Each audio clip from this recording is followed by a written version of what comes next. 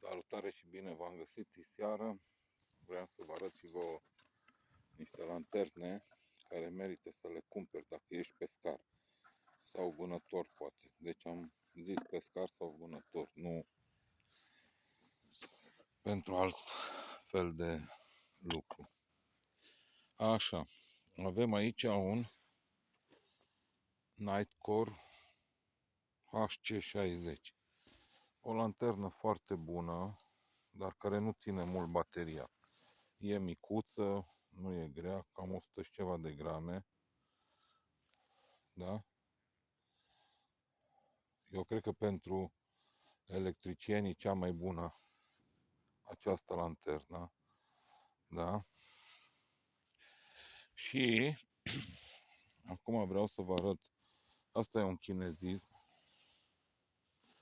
Da, e bună și asta, doar că nu ține bateria. Cred că 20 de minute, mai mult nu ține. Deci iasă din discuție. Asta iară e chinezism, tot așa.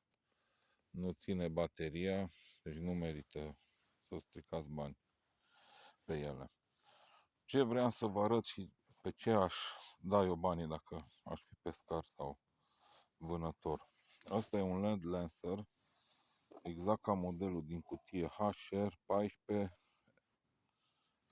dar versiunea veche. Deci modelul ăsta are undeva la 12 ani. L-am.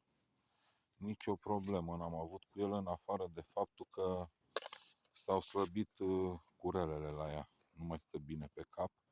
Nu am găsit să le schimb și din acel motiv am cumpărat altă lanternă tot ca asta, LED Lancer. Da? Deci asta e modelul vechi de 12 ani.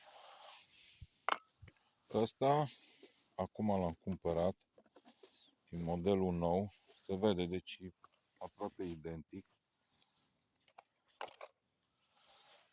Mi se pare mie, sau cred că se vede un pic mai puternic decât aia sau tot așa. Nu știu ce să zic. Dar ce vreau să vă zic, cel mai mult contează cât ține bateria. Deci asta veche sau asta, bine, asta încă n-am probat-o, dar mă gândesc că tot așa va fi.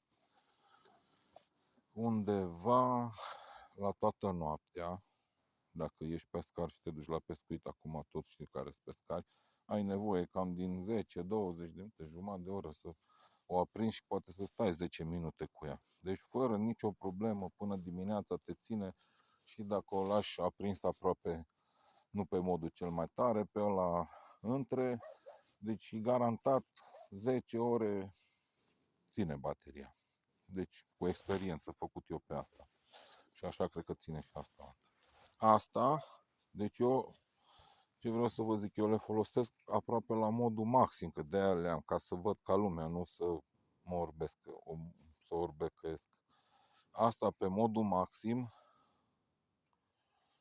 mai mult de 60 de minute nu ține. Se încălzește, cred că, și se oprește singură. Și plus că nu mai ține nici bateria după o oră de funcționat la maxim.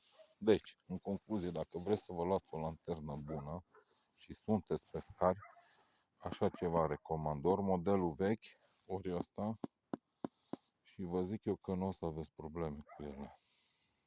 Salut!